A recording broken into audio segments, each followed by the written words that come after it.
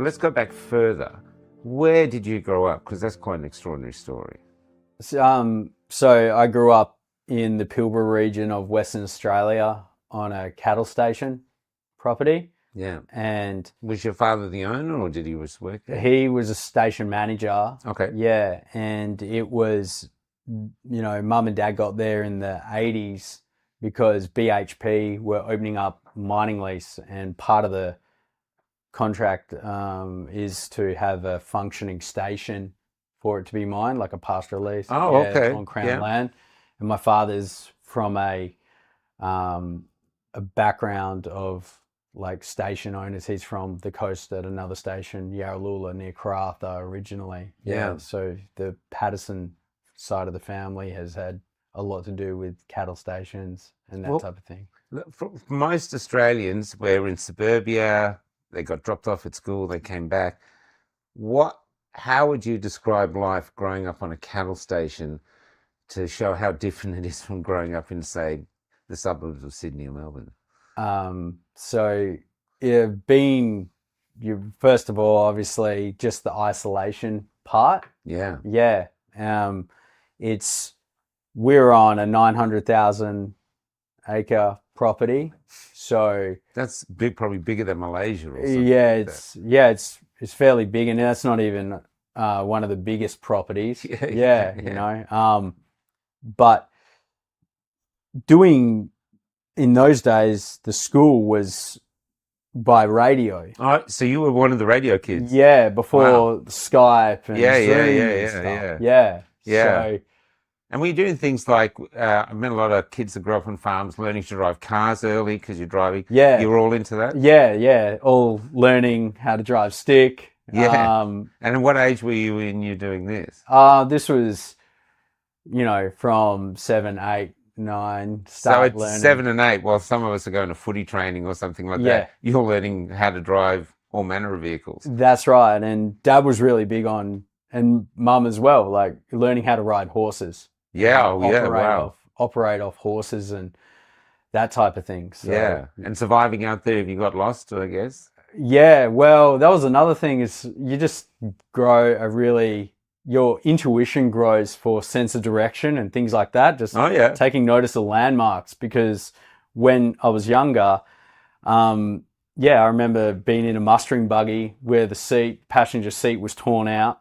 And torn out how? Well, the buggies are stripped down. I've seen the buggies. The passenger seat's not there, so it's just like I wasn't actually there, so it's just the driver's seat for you. Yeah, that's right. So, my dad would just be driving, and I'll just be sitting on a toolbox with a rag and like just coughing it, and he's kind of like, just jump out and get through the scrub there and get the cattle out, push the cattle out, and come back around. And you would have had scrub bulls there? Yeah, there were scrubbers, yeah. Yeah, now for the people that don't know, because when I interviewed Luke in Mount Isa, we align scrubbers to people who the government doesn't like. These are bulls that are independent. Okay. You know what I mean? So it's sort of what they're after. So tell people who never heard, what's a scrubber bull? A scrub bull or a scrubber. A scrub bull is basically a mongrel bull that has escaped many musters and has just undesirable genetics, I suppose. So there are actually whole contracting teams that just go in to get the scrub bulls or scrub cattle and take them out of the desired herds. So what they actually like, what Luke told me, is that one of their problems is that they're free. Like they're the biggest thing around, very confident. Yeah. And if they breed with the cattle, they breed very confident, feisty cows. And the station owner wants nice, compliant cows. So it's sort of like a metaphor for society at the moment. Yeah, it is. That's right. I suppose like they become so much more wild and less domesticated. Yeah. And they don't enjoy the idea of going to an abattoir or being tied up. Yeah, they don't. so it's quite fitting, probably. Yeah. But there were scrubbers. So you actually grew up, even though you're with your family, you grew up quite fiercely independent then. You could actually look after yourself from an early age, driving cars, working on this, work for yourself in a way. I mean, if your dad sent you out to do something, surely you'd be capable of doing it yourself without having constant supervision. Yeah, there was, and there was a big sense of having to be autonomous sometimes, like think for yourself with certain things. It wasn't always just sent out and like, good luck with everything, but it was, we're going to send you in the car to go check on some nearby windmills or something like that, wash out the troughs and get things, just report back on anything that needs to be reported back on. And how old were you then? Like, what ages would you be when that was happening? Probably like more around 9, 10, 11, So 9 and 12. 10, you're heading out like, in your own vehicle. Yeah, more so probably 10, I would say, 10, 11, 12, nothing too crazy, but just like the nearby ones. I think to most Australians it would be like highly crazy, but in actual fact, it's really healthy. So what I'm saying is you had a confidence and independence, and you had to be a good thinker, a critical thinker, because you're out there by yourself. Yeah. Yeah. It was like that, and I've been pretty blessed. Like mum and dad were just really, really did a good job. I have 2 younger brothers, and with us 3 boys, and you had to work, but also learn reality. And, And so you end up you became a sparky, and so that was the trade you did. Yeah, my dad recommended get a trade, and same with mum. So I was in Port Hedland for that. Yeah, which is mining town on the coast, which is basically the economic port of Australia. Yeah, it is. Yeah. So it's an incredible port. Yeah, it's huge, and that was a bit of that town's quite rough and tumble town. Not much goes on, but a lot can go on as well. And a lot of people were always, oh yeah, this place is rough, like it's nothing going on, it's a shithole, rah, rah, rah. But the people you meet there are just really, really salt of the earth people. Yeah. And I still have a lot of good friends from there. So you did your apprenticeship in Port Hedland? Yeah. Okay. Yeah. Yeah. And then you moved to working in gyms and being what was the term used? It was like strength and conditioning coach came a lot later. So I worked in the mining industry, but I always had a desire to go and do personal training and strength and conditioning. What was the desire behind that? You would just fit yourself, or what? Yeah, when I was a kid, I was just obsessed with just physical development.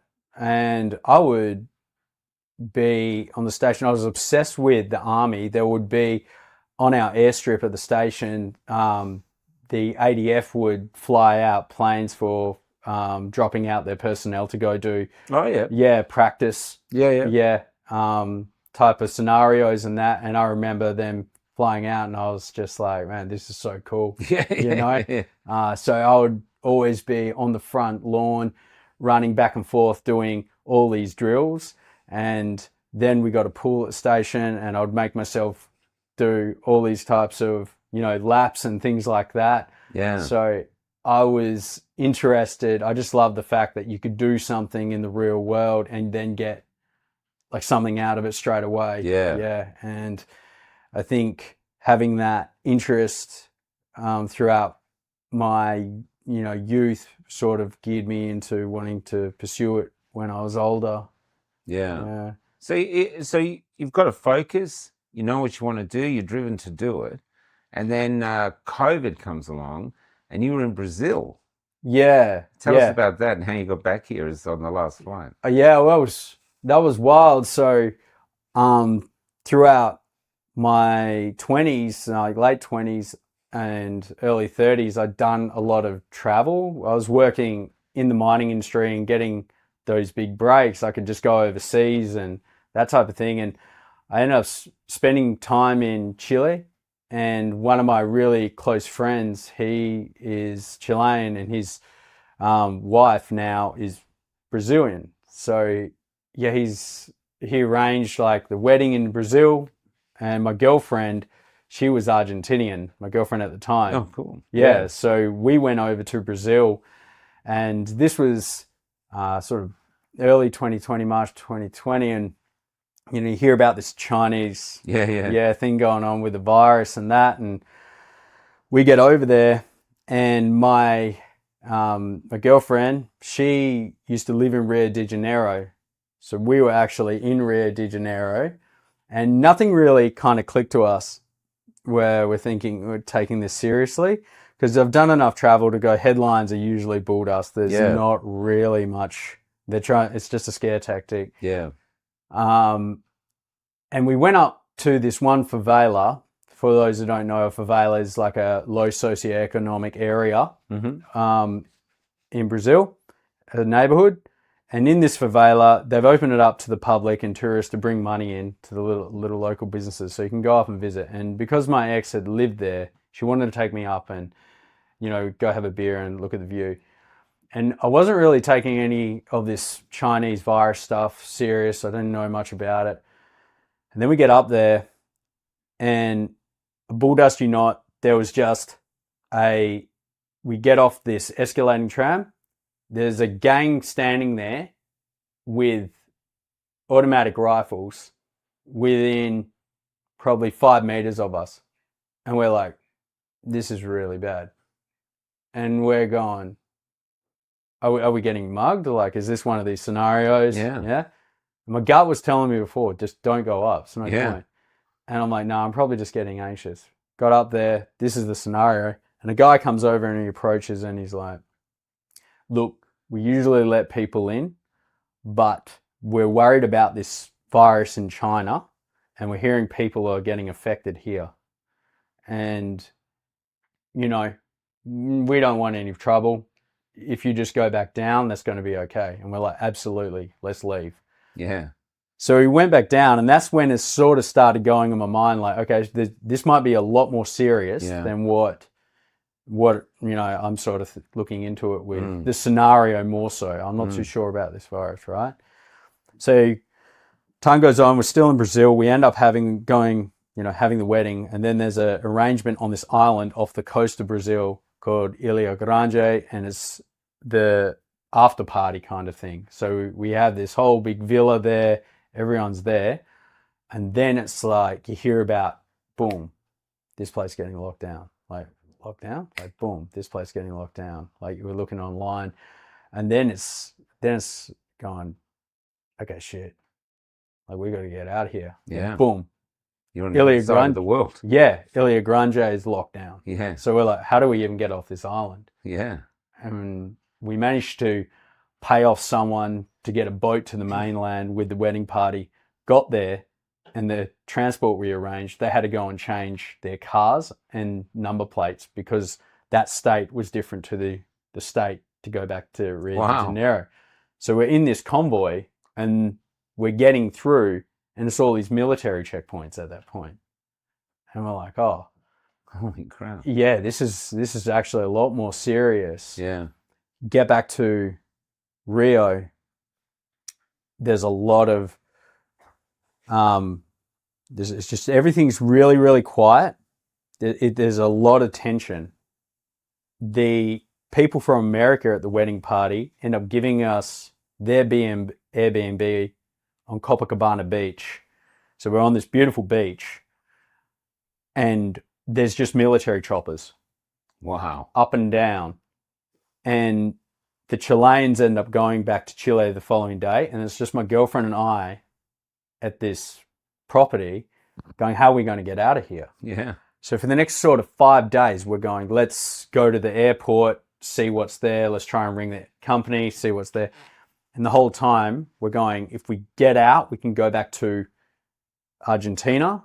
There's a possibility, but then I'm not allowed in, but we could probably go through another border crossing. So we're trying to weigh things up.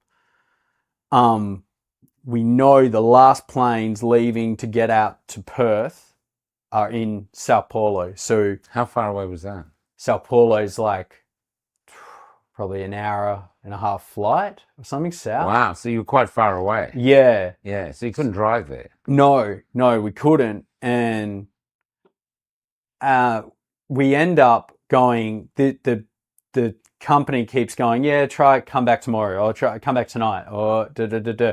And then we're like, screw it, let's just get these tickets and let's just get down there. And we end up getting down there, and then we basically are going, look, Mrs. Argentinian, I'm Australian. They're like, you can go, she can't.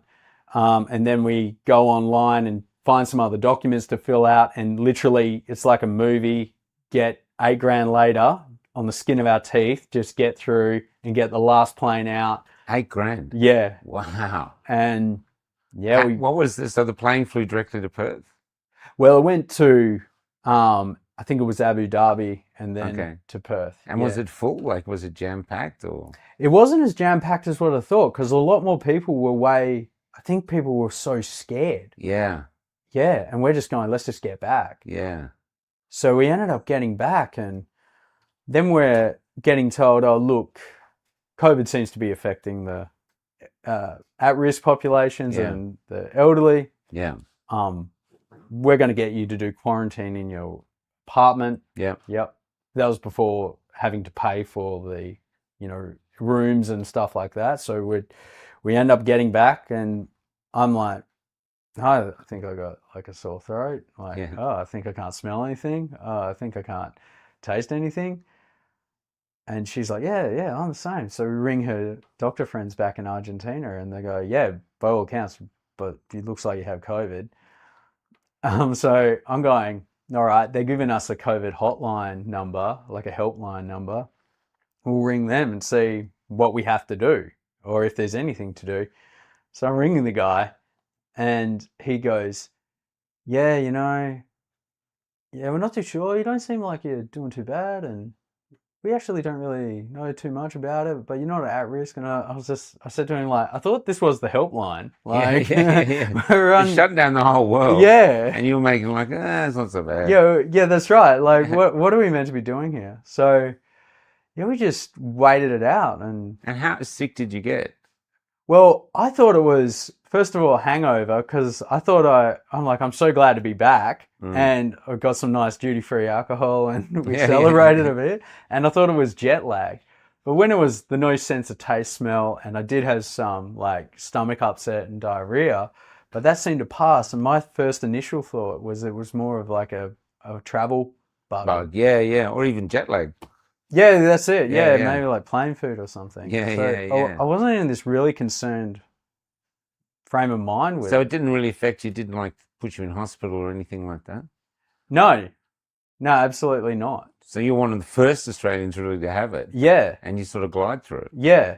I remember it was like, 72 hours or something. Yeah. Just dealing with it, and, a bit foggy fatigue. But now you would think in the past, if you'd had it and survived it, that you'd have antibodies, your natural immunity. There'd be no requirement to take the jab. But for your jobs, this is what they were telling you had to take it. That's right, yeah. And obviously with the narratives that antibodies only last 8 weeks, but the studies that do that, they're only conducted for 8 weeks. Yeah, that's right. Like, that's right. Yeah. And the antibodies wane.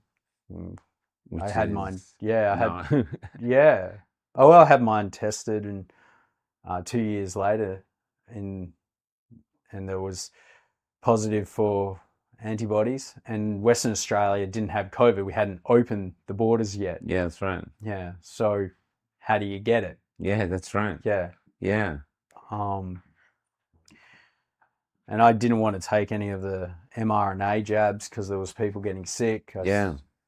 When I was doing an internship for a strength and conditioning at a gym, there were people there that weren't doing well, like girls losing periods, people getting pericarditis. Yeah. Some people, yeah. So I was very, very hesitant, and just the way things were all set up, just the way that doing the, getting COVID, recovering, then getting told if you're questioning it, like, it all was very suspicious. You don't need to be like any psychoanalyst to work out that something was getting. There was one narrative. It was this one way. It smelt. Yeah. A bit dodgy. Exactly. So why did you take it in the end? If you were so hesitant about it, what was the reason you took it? So the job that I got, like in the sort of between 2020 and like 2022 when I took it, like in 2021, my like then girlfriend, she actually suffered a stroke. Wow. Yeah, it was misdiagnosed by the doctors. And what was crazy, like she was very lucky that she survived because she was driving at the time and pulled over, Wow. managed to get to hospital, but didn't have the telltale signs of a stroke and got dismissed and said it was a migraine. Ended up being a stroke. Could have got administered medication to dissolve the stroke because it was a very small one. Yeah. But in the end, that didn't happen. And she was getting, she had all this time off work and she was getting back to work. I had my little sort of business at the local gym where I train at, and that was starting to get some clientele. And then where I was working in my trade still, they were saying, look, you're on casual. We really like your work. We're actually going to save your position. We know where you stand on the vax. And my manager said, I stand with you. Like, I fully agree with you on this. When the Novavax becomes available, we'll hold your position and you can come back. Okay. Yeah. Yeah. So I felt this pressure from all angles because I wasn't going to let my girlfriend just go and earn the money and then me sit at home and wait around. Goes against your nature. Yeah, well, that's it, you know. And so you waited for the Novavax. What was about the Novavax? Well, the Novavax had a different manufacturing process. It was advertised it wasn't an mRNA process, or like the Moderna and Pfizer. And the AstraZeneca obviously was more for the elderly populations, and the Novavax was more of the traditional vaccine. Yeah, but it's the same devil with different horns. Yeah. So which one affected you? Take one or two? I just took one. And one affected you? Yeah, one affected me. And how quick did it affect you, and what were the symptoms? That day that I took it, and I still remember, it was like the 24th of February 2022. It was a Thursday, and I took it, and I just was, within half an hour, I'm like, oh, I feel doughy and fluey, okay. And then that night, like, didn't sleep well. But then over the next couple of days, just cold sweats, like insanely cold sweats. Then the tight chest pain. Then did you go to hospital? Did you think you were having a heart attack? Yeah, I went to hospital. What did they say? They said, oh, it's nothing to worry about, rah-de-rah. But did you buy that? I mean, you got heart issues. Yeah, well, I was just like, you're getting told that, this is this is what can happen, but it will go down. But it might not, be fully attributed to this, So it's this very ambiguous sort of explanation. And, as time went on from February, March, I'm going to one doctor and getting told like one thing, more ambiguity, and then another thing. And then the insomnia, like I can't sleep. Wow. There's no way I can sleep. The small fiber neuropathy, which is burning, starts going down my legs, across my abdomen, and then up through my scalp. Well, you feel like you're on fire? Yeah. Wow. And it felt like someone was peeling back my skin with a potato peeler. Oh, my Lord. Yeah. And the tinnitus, the snowed in, narrowed vision, the, disorientation of my balance. I ended up not, I didn't go back to my job. I'm not going to take another vax. Yeah. I ended up getting placement through a recruiting agency through these government contracts, government sites, because it wasn't mandated on these government sites. And one of the sites was right next door to where I used to work, literally boarded on the fence. Oh my Lord. Yeah. And at that, it was basically a refuge for all the dissidents who didn't get the vax, and these were all friends of mine from previous job sites. So it was good. I felt like the biggest sheet, like the vax injured guy amongst the non-vax, but all of them took care of me. Oh, that's lovely. Yeah. Yeah. And I was just walking up to the crib room one day, and I just like, had these symptoms that was consistent with a heart attack, like left shoulder pain, stabbing pain, and then just felt this sharp pain in my chest. And I was up for months at this point. This was May, so not a slither of sleep. So this is, you're up to several months now of really in a lot of pain and just feeling completely crap. Yeah, 100%. And being told by all the doctors, you're fine. Yeah. Go away. And my girlfriend, she's not believing me. Oh. Because she, her neurologist told her it's okay to take the vax, like even if you have had a stroke and like that, So she's going, nah, this is all getting made up, like rah. Well, she thought you were faking it for 4 months. Yeah. And then... So what would be the motivation to do Yeah, I didn't see a motivation. Like, I'm not at all benefiting. You're like this great actor who's staying in character for a film that no one wants to see. 100%, yeah. I'm practicing for the movies, right? But, yeah. Were you angry with yourself? I was infuriated. With yourself? I was infuriated with myself. Yeah.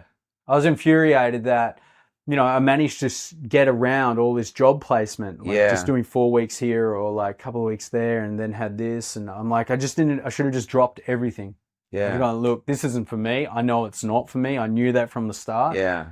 I didn't want to let my girlfriend down. I didn't want to let my clients down. I didn't want to let my work down. Yeah. But in the end, I let myself down. Yeah. Wow. Were you angry with the government or the whole system as well? Yeah, I was angry. Like, you start going in when you're being up for so long, you're everything. It doesn't matter. Like, people just want to keep their opinions. Yes. And it's like, as soon as you say, I'm really affected by this, and they don't believe you, because it buckles them. Yeah. It starts cracking their paradigm. Yeah. You start having, you just become so infuriated with the whole thing. Yeah. And, dark fantasies start happening where you're like, you start splitting your own identity a bit because you get all the, on one side even, like, you got all these do-gooders who are, I took it, and like, I'm morally pure. I took it, Yeah. Then on the other side, you got, these pure bloods, and it almost becomes, I'm not the sheep, I'm so you're kind of fractured in the middle. Yeah. Where you're getting this whole, your identity kind of starts fracturing, and you don't exactly belong in either camp. Yeah. Because you haven't taken the two. Yeah. You're not a true believer. You're vax injured, and you haven't got the PDF. Who betrayed us. So yeah. So that'd be quite isolating and lonely in that. It was a little bit in that, yeah, I know. But what's crazy is, still, the unvaxxed people are the kindest, where they just went, hey, we'll take it, we just want people to be okay. And yeah.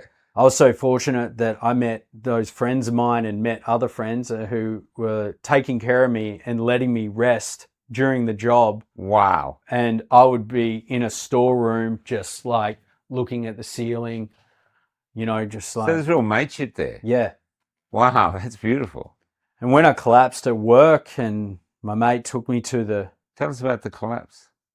Was with the heart, what was the sort of symptoms of that big heart attack. And I'm like, just sort of gathering myself like down a bit, and I'm going to my mate,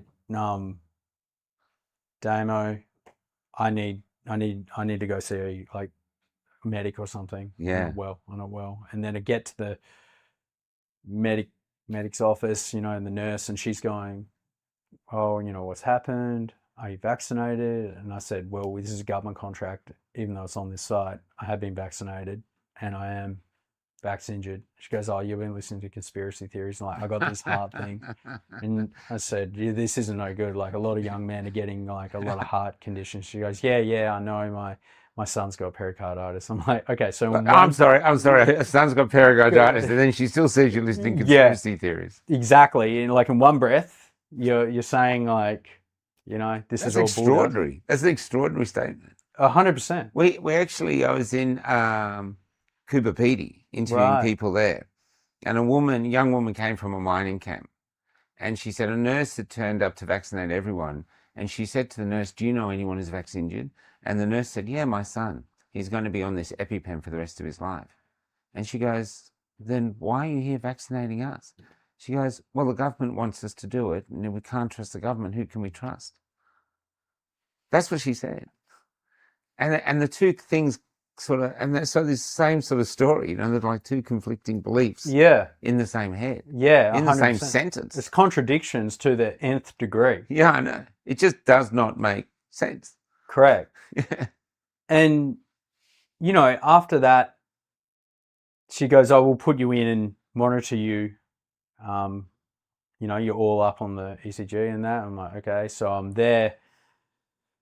And then another nurse comes in to sort of just take some notes and that type of thing. And then she's like, "Oh yeah, I heard you're the conspiracy theorist." And I was like, "Oh, you're so painful." So it's insult to injury. Yeah. I get discharged, and at this stage, I just don't know what to do. I'm in tears. I'm driving I just have to say, yeah. So the only thing you got from the hospital. Well, this wasn't the hospital. This was the site medic. The site medic. So the only, from the health professionals, the only, diagnosis you get is you're a conspiracy theorist. Yeah, medical gaslighting.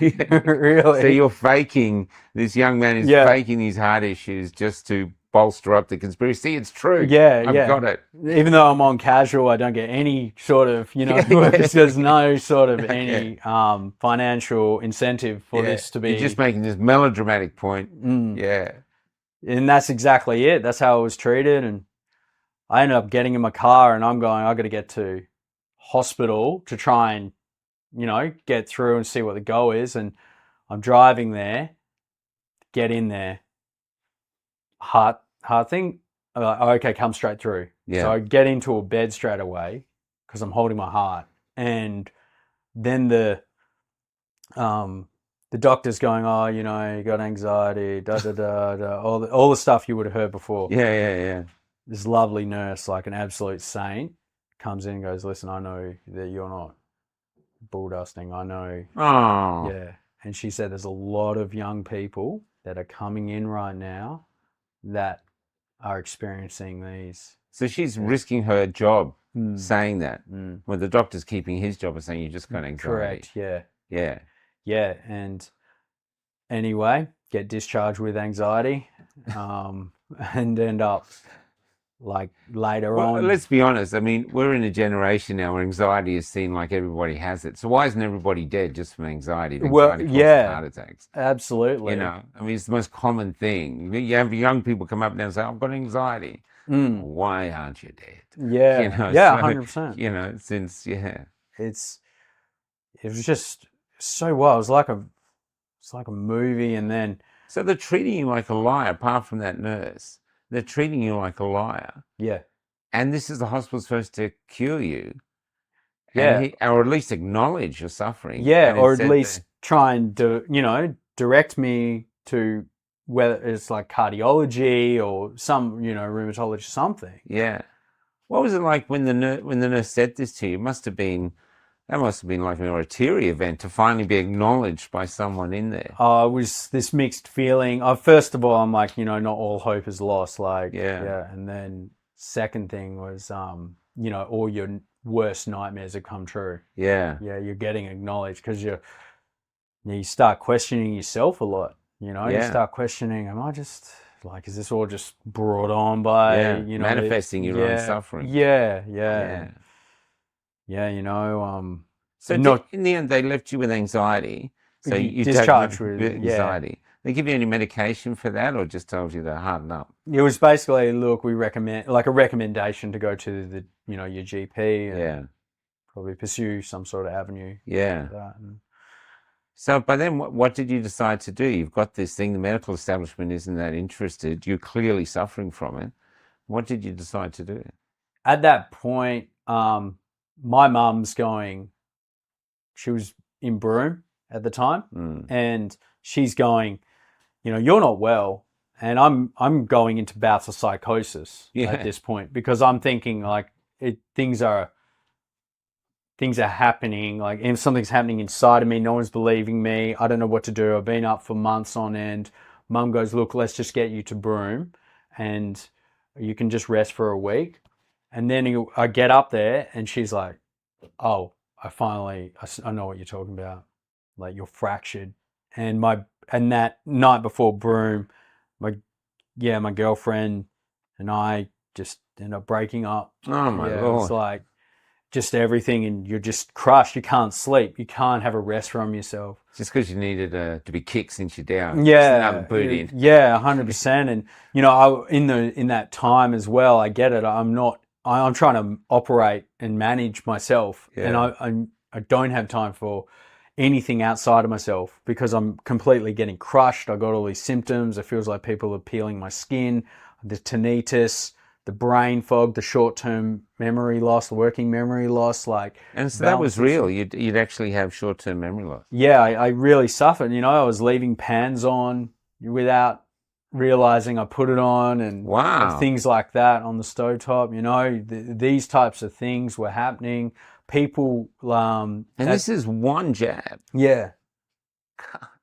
And I get to Broome and I finally just be able to just rest a bit because I'm out of the city, and we're north of Broome as well, just by 10K. So I was out of a township, and I just finally oh, thank gosh, I kind of feel some sense of relief. And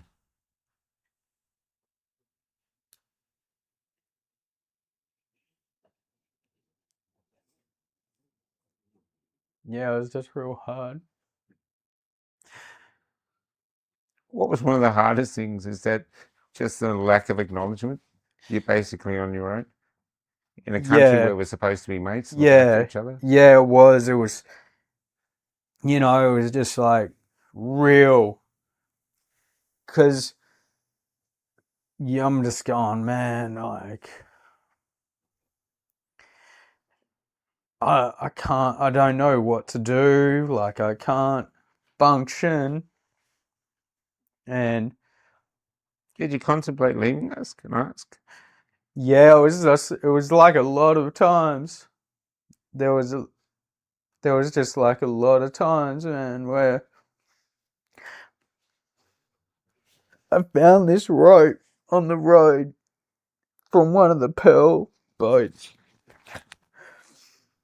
And I remember storing it underneath the seat of the car, and I'm contemplating not if, when, and how can I do it most. See, you'd actually got past the question of doing it. Now you were into. I'm considering, doing it, and you got people that just don't believe you. You got people who you think were your mates. You got people that don't want to talk to you because they're super worried of how they'll look. So if they acknowledge you, they might be seen as anti-vaxxers themselves. That's right. Yeah, that's right. And so to keep themselves safe, they got to ostracize you. Yeah, there was a lot of that. And when you have these kind of chronic fatigue symptoms where you're gone from someone that's really physically capable to now being someone that can barely get out of bed, and when you do, you just got these 220 heart rates, and you're I mean, a 220 heart rate, you should be in hospital. I'm sorry. Yeah. Yeah. Yeah, and you're just getting crushed, and you're trying to go online, and you're trying to see, I need to get some information to try and just direct myself out of this. And you're on these vax injured profiles, and there's just real people putting up their suicide notes. There's just, young girls that are completely blind and in a wheelchair who were photographers, you know? So their career is gone. Yeah. And you just see more and more and more, and you're trying to help, but then no one understands you as well because they can't relate. And I don't blame them because they can't relate. They're not experiencing the thing. It's really difficult. And, I put a lot of pressure on my mum and my dad, and, Did they take it? They did, yeah. They were fine? Well, yeah. Like, and hopefully still, and dad never wanted to take it. Dad was very like, this is bull dust. And did you have anyone in your corner who believed you? Yeah, well, my mum believed me when I got up there, and she saw you. And she saw me. My dad believed me, and my brothers knew something was up as well. I was very fortunate because there's people that didn't have that. Yeah. And I'm very fortunate. I've got a great family, and and I'm trying to work out what to do, and you get on these calls and people are just talking about what they're experiencing, but I'm like, I need to get somewhere to direct myself out. And then I start going into this really like possessed operating mode where it's like I'm running this thing like a military campaign to get out of it. Yeah. Yeah, so I become... So something in you had decided to live. Yeah. What was that moment when you decided to live? Did you keep the rope? Did you throw it out? Well, what was the point where you thought, nah, I'm going to live? There was this... I got in touch with this doctor who was from the United States who I met at the wedding in Brazil. Okay. Yep, Nick. And he's a hell of a good man. And he sent me ivermectin, and I ran the FLCCC protocol, the frontline COVID critical care protocol. Yep. So I'm like, okay, I'm going to get, vitamin K2. Can I ask, how did he get it to you? Because then, the government, even though it helps, the government is trying to make sure you don't get it. Yeah, so yeah. How did he get it to you? Well, he got it to me like in melatonin capsules. Okay. Yeah, so, basically smuggling in one of the best medical sort of inventions ever. Yeah. And I managed within 2 weeks of doing that, boom, first night of sleep. I was a quick responder, and I was so lucky. And what was that like to have because see, the thing is, you're feeling suicidal, but if you're not sleeping, it's hard to think straight. Exactly. So even just having a good night's sleep could put you back on a critical, okay, I'm balanced now. At least I can get this. Yeah. And it was nothing was long term. Everything was very, okay, what's my incremental move in this direction? Yeah. And how can I move that needle? And I was like, boom, get that. All right. And then I'm getting through and I'm reading, run the protocol for 4 to 6 weeks. Yeah. And I'm going, okay, I've got 4 weeks. So then I get hold of some cattle ivermectin and basically start backlining myself. Yeah. Yeah. Working out the dose. Wow. Yeah, on that, because we're both, obviously mammals. Yeah. So I managed to get hold of like a dropper of that, and whether it was, I don't know, it could have just been some coconut oil and I'm running a placebo. But so the ivermectin was the core of getting better. Yeah. And the ivermectin that the government banned and said was horse paste and horses and this. Yeah, correct. Yeah. That was like the center point. For that. This incredibly cheap. Medication. Yep. That won a Nobel Prize. For being so safer than Panadol.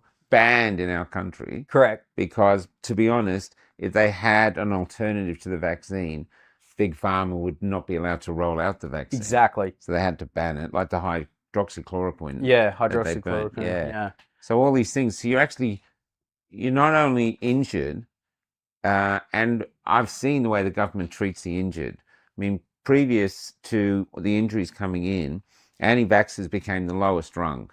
If you didn't take it, you were the lowest rung of society. But then the injured went below us. I think that's why the injured and the anti-vaxxers get on. Because you're below us. Because the government just ignores you.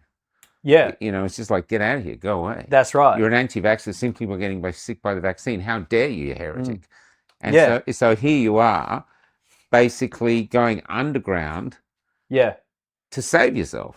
Well, that's right. I had to run a rogue operation essentially. With And one goal is to get yourself better. yeah, yeah, exactly. And, you know, I managed then off of that protocol. This is about July, August, September. I get well enough to function a bit and I get a job at a resort as a handyman. Yeah, okay. So I'm like, okay, I've got a routine now. Even though I get so fatigued, I just collapse like after work. But I've got a little central base. I've got this job. I can pull money in. And then through my coaching network, someone put me in touch with an Aussie who fled Australia, sold his gym and everything, and practiced in Australia from Melbourne. And he lived in Montenegro. And he goes, get in touch with this guy. He does a lot of stuff around the gut microbiome and, peptide protocols and things. And I'm going, okay, I don't know the correlation, like how this is going to help. So I get in touch with him and I start talking with him. And I got enough know-how through my own sort of training and stuff that I understand what this guy's angle is. Yeah. So I end up doing all like the blood work and the microbiome samples and stuff.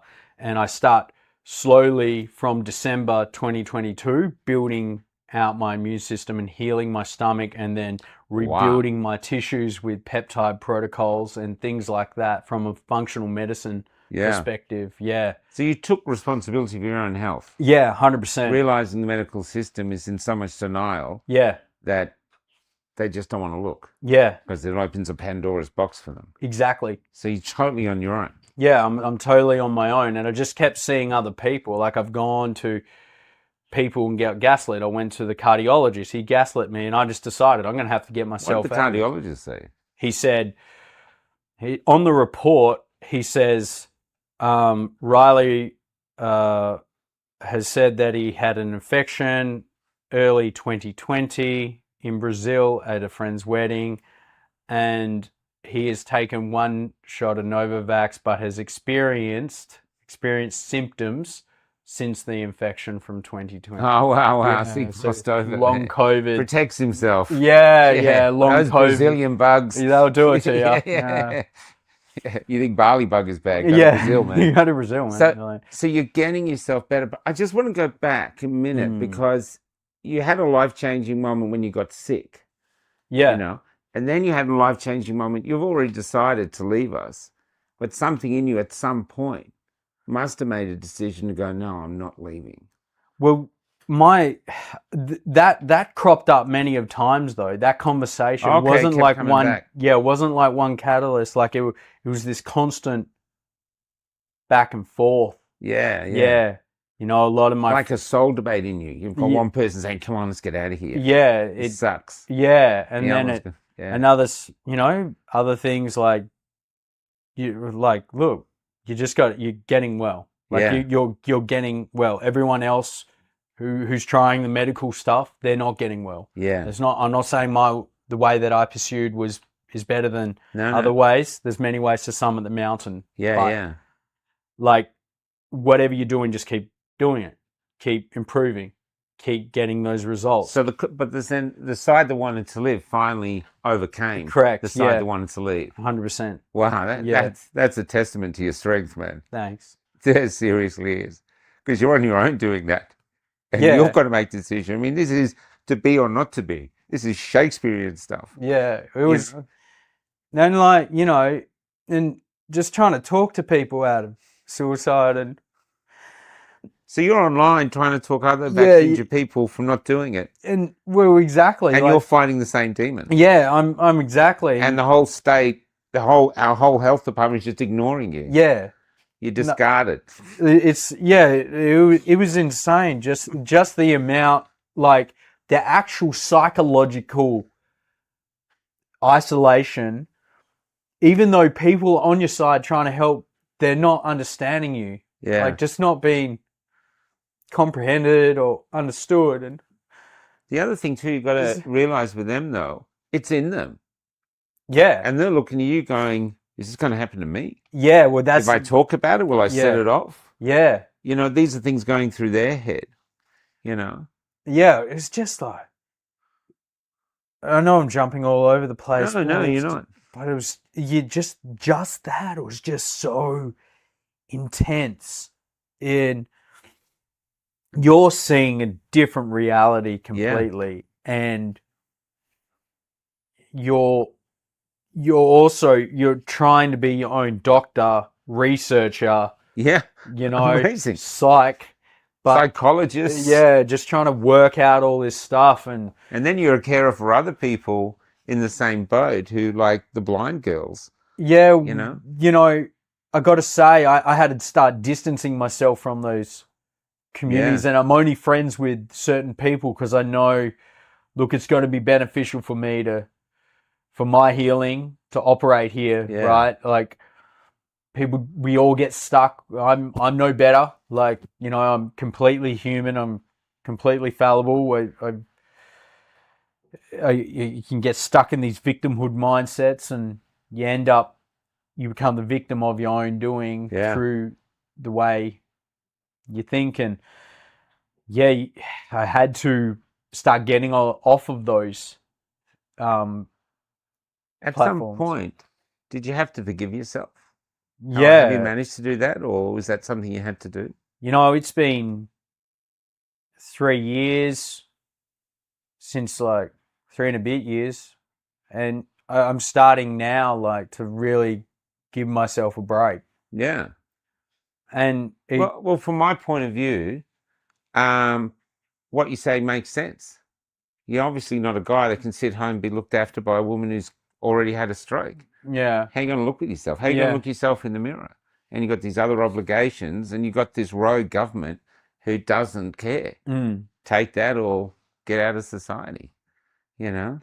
There's huge pressure on you. Yeah, for sure. And I mean, like... And all the propaganda constantly, deadly, do it for your country, do it for this, all this. You're up against $1 trillion or a multi-billion-dollar propaganda machine, Yeah. Yeah, for sure. I mean, like, I just think if you're at this point in time, just to speak to that point, like, if you're at this point in time and you haven't even questioned your paradigm, I haven't questioned anything that's been put out, at least, like, you don't need to have a whole paradigm shifting moment. You just need to start thinking about these other things that, am I thinking this for myself, or am I getting influenced to think this? And the crazy thing about, high IQ people, they don't actually utilize their IQ to find the truth. They just make a better fortress to stop ideas coming in. That's interesting. Great point. They utilize those sort of cognitive abilities almost like build themselves an ivory tower, an intellectual ivory tower. Yeah, exactly. Yeah. And then just get to play ping pong with other people that think that way. Yeah. But don't stress test their ideas. Yeah. And that's a great analogy of what we could actually be seeing, because there's no debate. That's right. You're either you believe us or you're an anti-vaxxer. Yeah. You believe us or you're Islamophobe. You believe us or you're anti-Semitic. Yeah. You're just racist. But there's no actual healthy debate Well, not even a debate, like just creating a conversation. Yeah. Yeah. It's like, oh, look, I'm just getting this perspective. I don't know whether it's entirely accurate. I think you might be able to contribute something. I think as well, like, maybe we could help each other out on our pitfalls. Yeah. You're not even allowed to do that now. And there's no questioning of vaccines. Vaccines have sort of become a religion. Yeah. You're not allowed to question them. You're a heretic. Well, people are out there taking it. I saw guys like, getting back into trade. Got back into trade. What was so funny is, like, I got back to Perth and there was one position at the company that I lost my job at for an electrician, and I ended up getting back into trade. And everyone's like, mate, where have you been? Right. I'm like, dude, I've been on an odyssey. Yeah, I've had this insane run. I'm still on it, and Can I ask? This is a really important question. How have you changed internally yourself, not physically but spiritually, internally, your outlook on life from before you took it to the person sitting in front of me now?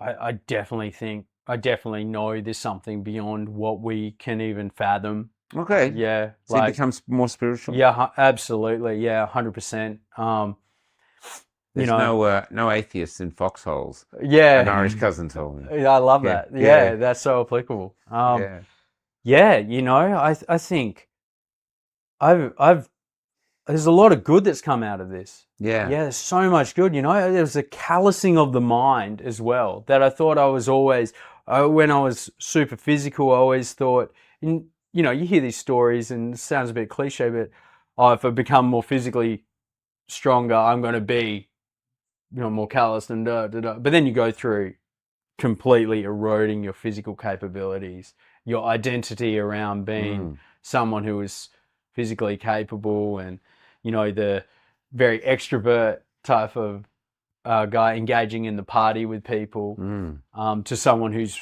kind of now having to go hermit mode and run their own operation, run their own psyop on themselves to get better. mm. And you start having this different perspective, and you really have that time now to question what else is out there. And I believe, for me anyway, there is something else out there that is keeping things together.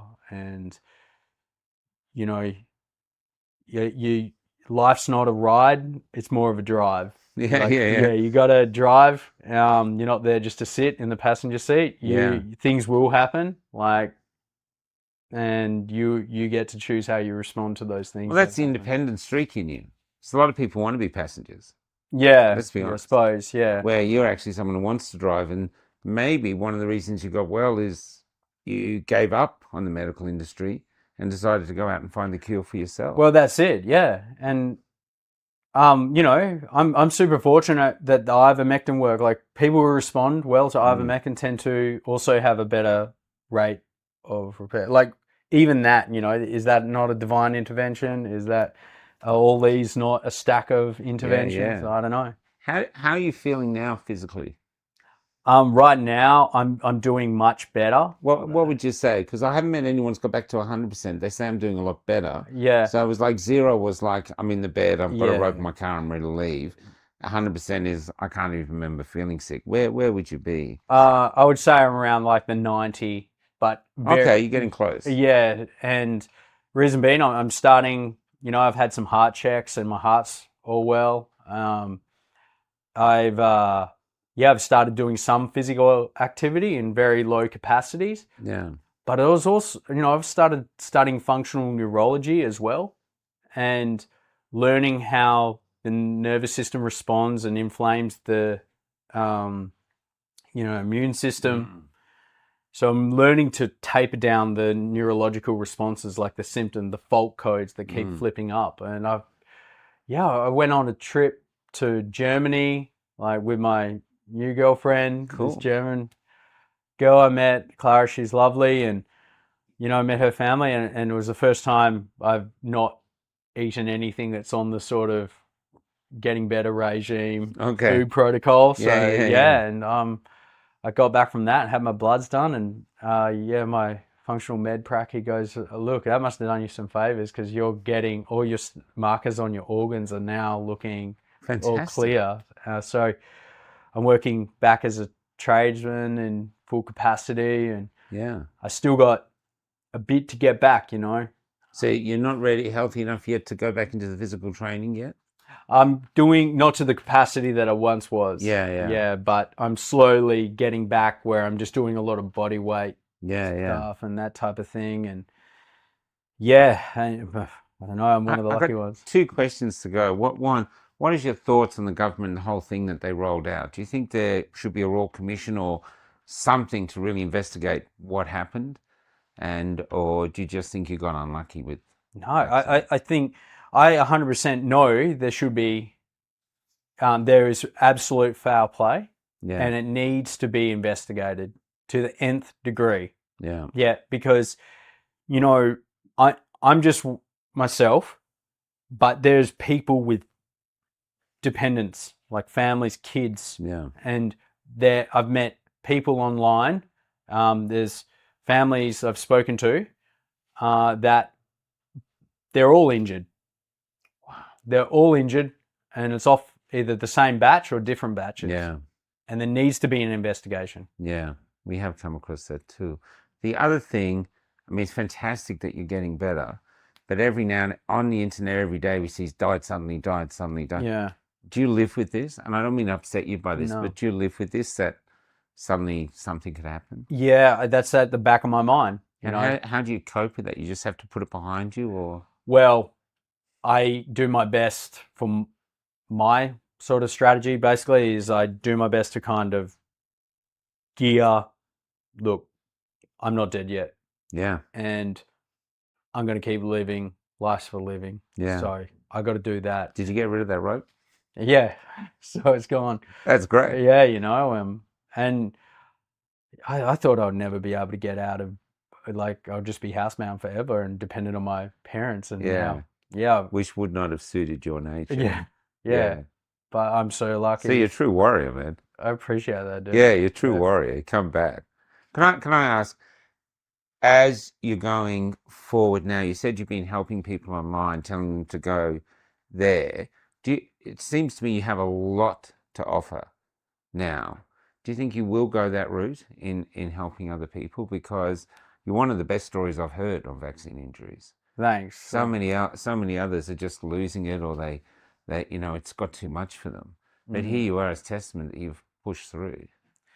Absolutely. I'm putting stuff out online that's helped me. I haven't Yeah. been as active as of late because of, social media storm. Yeah. It's not the best platform to be on. Sometimes it gets annoying, but Yeah. for sure, absolutely. I want to try, and if I can help anyone just in any capacity, or if you take something away from what I've done and it helps you, then you find something else that helps you, then I've done my bit. Because yeah, no one deserves to suffer, man. Like, yeah, it's just wild, and yeah, it's one hell of a journey. So I hope I can help in some way. Is there anything else you'd like to get off your chest while we're here? Look, I don't know. I've really enjoyed this interview, and I really enjoy the work that you've done as well. Yeah. I want to wish you the best, brother. Thank you so much. I want to wish you the best. Yeah. I truly do. I'll give you a hug after this. I think that's incredible. I think it was a beautiful interview, man. Give us a hug. Yeah, thanks, mate. Seriously, man. Seriously. Yeah.